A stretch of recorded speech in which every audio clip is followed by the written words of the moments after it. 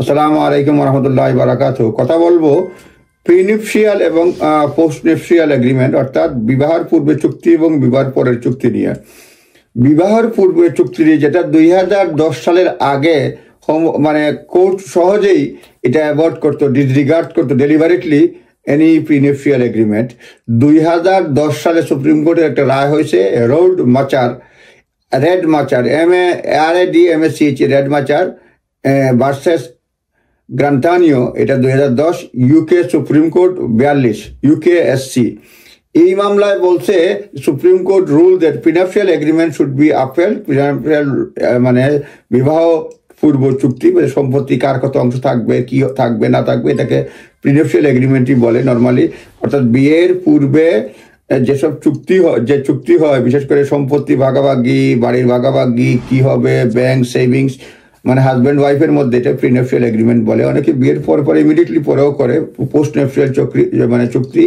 যাতে প্রিনাপশিয়াল এবং পোস্ট নাপশিয়াল চুক্তিটা হচ্ছে যে কোনো কারণে বিয়ে ভেঙে গেলে সম্পত্তির ভাগাভাগি কি হবে, নর্মালি তো কোর্ট ডিসক্রিপশন থাকে, কিন্তু প্রিনাপশিয়াল এগ্রিমেন্ট থাকে। এটা 2010 সালের পূর্বে কোর্ট ডিসরিগার্ড করতো। 2010 সালে রেড মাচার নামে সুপ্রিম কোর্টে একটা রায় হয়, সেখানে বলছে যে এটা যদি মানে ফ্রিলি এন্টার করা হয় ইনটু দি এগ্রিমেন্ট, যদি entered by each party, full appreciation of implication, মানে কিভাবে হবে না হবে সজ্ঞানে করে, কোনো ধরনের মানে ফ্রড বা মিসরিপ্রেজেন্টেশন, ডিউরেস, আনডিউ ইনফ্লুয়েন্স এগুলি না থাকে, তাহলে কোর্ট এগুলি বিবেচনা করবে। এবং এটা যাতে বলছে ইট উড বি আনফেয়ার হয়, যদি মনে করে যে এটা যদি বিবেচনা না হয়, আনফেয়ার হয়, কোর্টগুলি বিবেচনা করতে পারে। সুতরাং রেড মাচার এই মামলাটি আপনারা দেখে নেবেন প্রিনাপশিয়াল এগ্রিমেন্টের ক্ষেত্রে।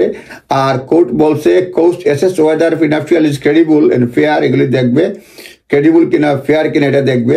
যেমন ফ্রড আছে কিনা, মিসরিপ্রেজেন্টেশন আছে কিনা, ডিউরেস আছে কিনা, আনডিউ ইনফ্লুয়েন্স আছে কিনা, বিহেভিয়ার যারা কিনা, যে এগ্রিমেন্ট morally legally questionable কিনা, relevant circumstances of part in the time of agreement, কি পরিস্থিতি এগ্রিমেন্ট করা হয়েছিল, জোর জবরদস্তি করা হয়েছিল কিনা, ফুল এবং ফ্রাঙ্ক ডিসক্লোজার আছে কিনা না, financial circumstances by either party, significant changes occur হয়েছে কিনা এগ্রিমেন্ট থেকে, অনেকগুলো বিষয় বিবেচনা করবে।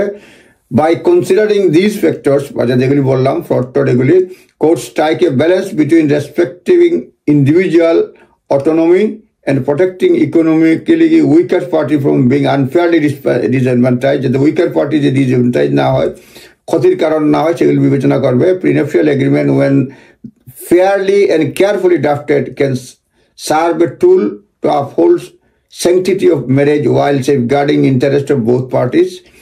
মোট কথা, প্রিনাপশিয়াল এগ্রিমেন্টে সজ্ঞানে যদি নেওয়া হয়, কোনো ধরনের প্রতারণায় আশ্রয় নেওয়া হয় না থাকে, ফুল ফ্রাঙ্ক ডিসক্লোজার থাকে, তাহলে মানে আনফেয়ার ট্রিটমেন্ট কেউ না, মানে শিকার কেউ যদি না হয়, তাহলে এটা বিবেচনায় নিতে পারে কোর্ট। সুতরাং যখন প্রিনাপশিয়াল এগ্রিমেন্ট করবেন, আপনারা নিজ দায়িত্বে দেখে নেবেন সবগুলো ঠিক আছে কিনা, এবং অবশ্যই এক্সপার্ট লয়ারের অপিনিয়ন নেবেন। ভালো থাকবেন। আসসালামু আলাইকুম রহমতুল্লাহি ওয়া বারাকাতুহু।